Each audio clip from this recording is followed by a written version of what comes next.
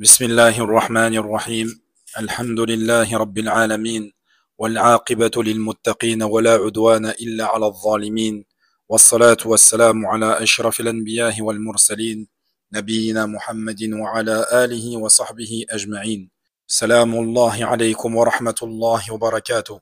Nous finissons aujourd'hui la 34e leçon intitulée Les dangers de se moquer du Coran, de la sunna du prophète sallallahu alayhi wa sallam, de ceux qui y prêchent et ainsi que de s'y opposer, c'est-à-dire à cette sunna. Nous avions fini d'évoquer dans le dernier cours le passage de la vie du prophète sallallahu alayhi wa sallam lors de cette grande bataille qui était la bataille de Uhud. Et nous rappelions que dans cette grande bataille, les hommes ont désobéi au prophète sallallahu alayhi wa sallam. Et la calamité de leur désobéissance fut que 70 hommes ont péri par la volonté d'Allah tabaraka wa ta'ala. Plusieurs savants nous donnent cette grande leçon et nous disent que ces hommes étaient avec le meilleur des hommes, le prophète sallallahu alayhi wa sallam. Ils ont perdu leur avantage et ont failli perdre cette bataille et ils ont pris une leçon de la part des mécréants à cause d'une seule désobéissance. Et cette désobéissance leur a coûté la vie. Et lorsque nous observons la communauté de l'islam aujourd'hui, nous ne pourrions dénombrer le nombre de désobéissances accomplies quotidiennement. On pourrait presque dire qu'il n'y a pas une désobéissance sans qu'un groupe de parmi les croyants, de parmi les musulmans ne l'accomplisse. Aujourd'hui, les croyants font du shirk. Ils se moquent de la religion. Ils délaissent la prière. Ils recherchent la bénédiction, la baraka, dans ceux dont Allah n'a jamais descendu de preuves. Ils forniquent. Ils sont même parfois homosexuels et accomplissent l'acte.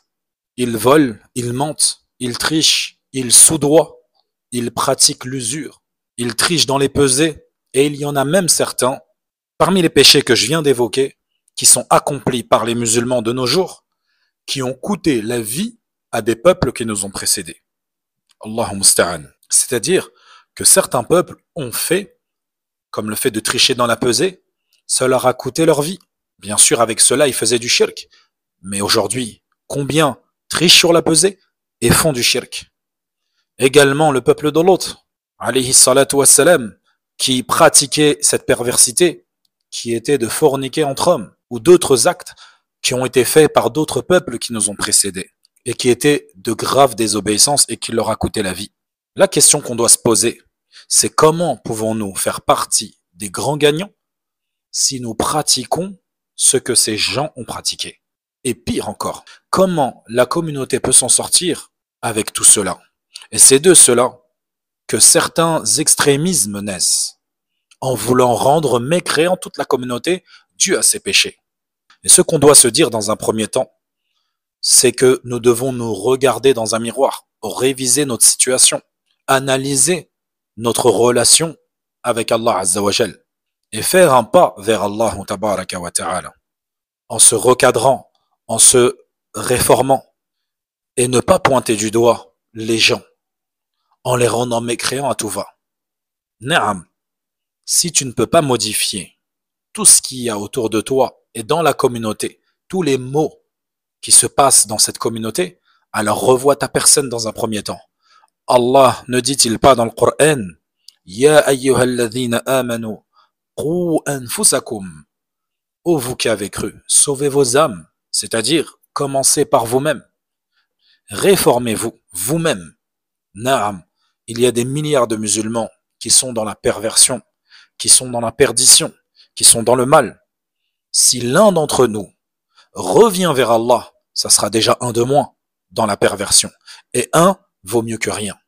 Et si tu commences par toi, et qu'après d'autres t'imitent et font la même chose, finalement le nombre ne cessera d'augmenter.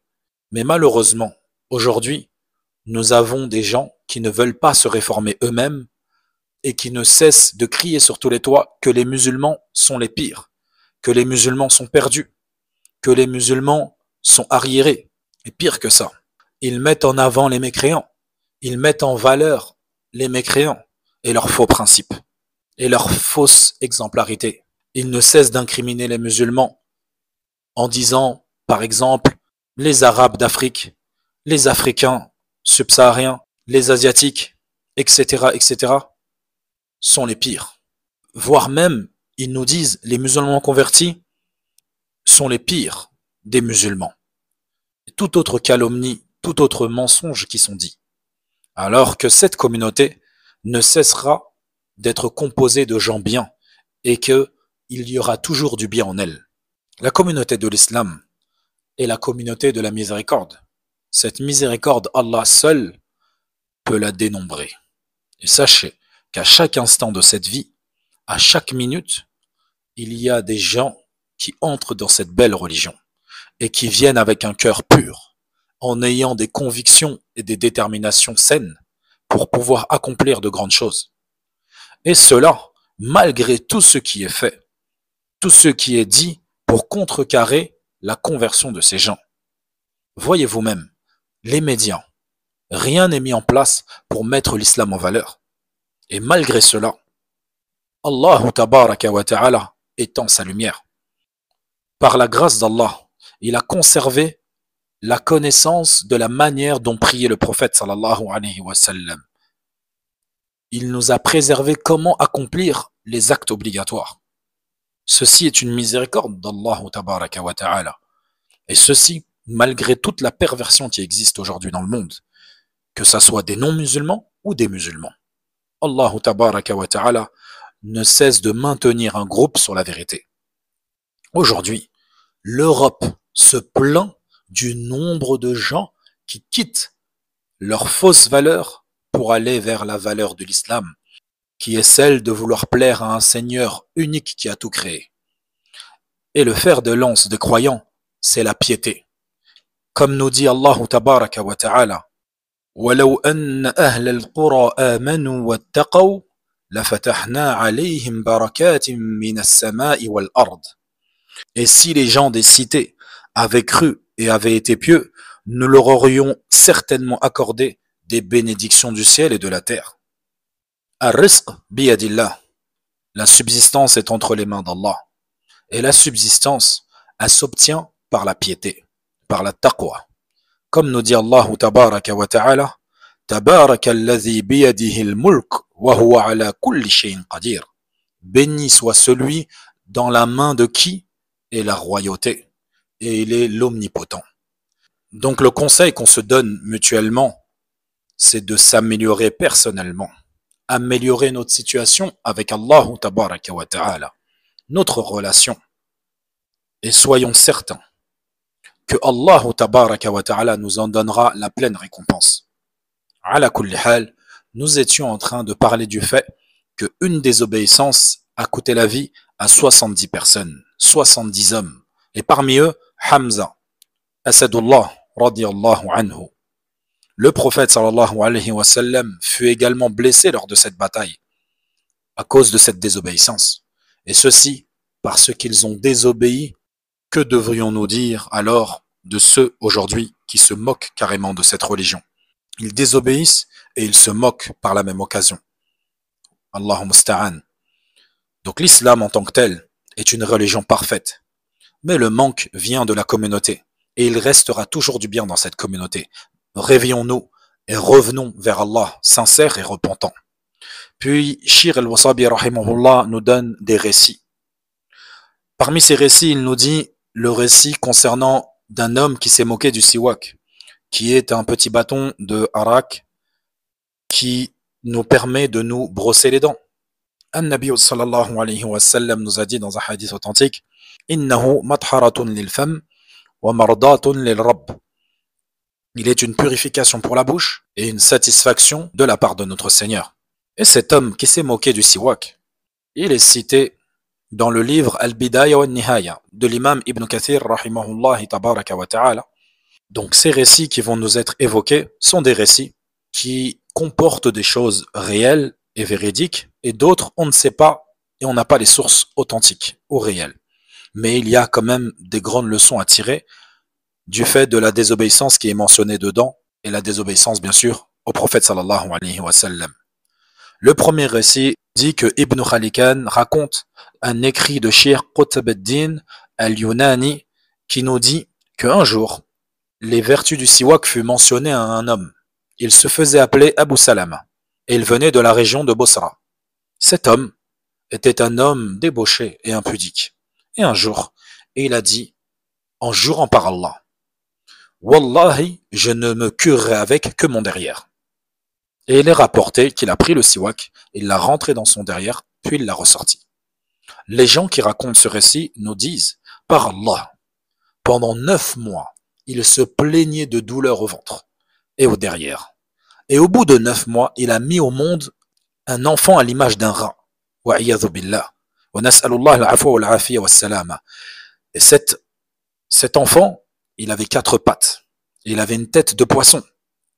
Et il avait 4 canines, saillantes. Et avec ça, il avait une longue queue, de la taille d'un empan, et 4 doigts. Son derrière ressemblait à celui d'un lapin. Quand cet animal est sorti de son ventre, il poussa 3 cris. La fille qui était présente, la fille de l'homme impudique, se leva et écrasa sa tête. Il est dit que l'animal mourut sur le champ. Il est rapporté que cet homme, Abu Salama, mourut 3 jours après l'avoir mis au monde, bien sûr. Pendant les 3 jours, il ne cessait de se plaindre et il disait « Cet animal m'a tué, il a déchiré mes intestins ». Les narrateurs racontent de cette même région qui ont été témoins de cette scène ont dit qu'ils ont vu l'animal vivant et d'autres ont dit qu'ils l'ont vu après sa mort. Fin de citation. Le deuxième récit que nous rapporte Shir al-Wasabi rahimahullah est celui d'un homme dont la tête a été transformée en celle d'un âne. Dans l'ouvrage de Al-Qawl al-Mubin fi akhta al-Musallin, il nous dit que Ibn Hajar, qui n'est pas Ibn Hajar al-Asqalani rahimahullah, mais plutôt Ibn Hajar al-Haythami rahimahullah, il rapporte d'un muhaddith que cet homme s'était rendu à Damas afin de prendre des cours de hadith auprès d'un shir réputé. Et ce shir lui a donné sa connaissance, sa science, et un certain nombre de hadiths.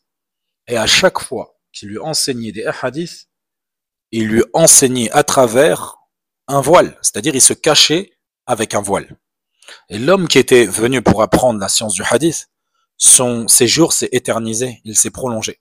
Et le shir qui lui donnait cette science derrière un voile, il avait en lui l'intention et la volonté qu'il avait de vouloir apprendre la science du hadith. Et un jour, il dévoila donc son visage. Il enleva le voile entre lui et son élève. Et celui qui prenait les cours de hadith a dit qu'il a enfin vu son visage et qu'il avait une tête d'âne. Et là, le shir lui dit, « Prends garde, mon enfant, à ne jamais précéder l'imam dans la prière. Car lorsque j'ai lu le hadith, j'étais loin de pouvoir imaginer que cela puisse m'arriver. J'ai précédé l'imam et voilà que ma tête est devenue telle que celle que tu vois. » Fin de citation. Et il fait référence au hadith du prophète sallallahu alayhi wa sallam qui nous met en garde de ne jamais précéder l'imam lorsque il dit لا يخشى أحدكم إذا رفع رأسه قبل الإمام أن يجعل الله رأسه رأس حمار أو يجعل الله صورته صورة حمار. L'un d'entre vous ne craint-il pas que lorsqu'il lève sa tête après l'inclinaison ou la prosternation avant l'imam, qu'Allah transforme sa tête en tête d'âne, ou qu'il fasse que sa tête soit à l'image de celle de l'âne. Et là, il faut comprendre une chose. On ne doit pas changer de position en prière avec l'imam tant que l'imam n'a pas fini de prononcer soit le takbir quand il veut se lever, donc il dit Allahu Akbar, et là on se lève, ou quand il revient de l'inclinaison, lorsqu'il dit Sami'allahu liman hamida. C'est à ce moment-là, lorsqu'il finit cette phrase, qu'on peut se relever. Avant cela, tu dois rester sous ta position. Sinon, tu peux être sous la menace de ce hadith. Wa'iyadhu billah. Un homme dit qu'il pensait que c'était une hérésie, que c'était une expression. Donc il a fait le test pour entrer dans la provocation. Et il a décidé de lever sa tête avant l'imam. Et les savants disent que soit il était comme celui d'un âne, ou qu'il a vraiment eu une tête d'âne. Et ceci est un récit qui est souvent évoqué. Et de toute façon, il y a plein de récits similaires à cela. Et wallah, personnellement, j'ai déjà vu des gens où leur visage ressemble à celui d'un animal. Vraiment. Est-ce que c'est en référence à cela ou pas? Allahu ta'ala a'la wa a'lam. Comme le fait d'accentuer de désobéissance. cela fait disparaître les bienfaits que tu as. Et les bienfaits sont nombreux, les bienfaits d'Allah, lorsque tu es bon et reconnaissant envers Allah tabaraka wa ta'ala de ses bienfaits. فلنا بقية ونكتفي بهذا القدر والله تعالى وأعلى وأعلم وصلى الله وسلم على نبينا محمد وعلى آله وصحبه أجمعين.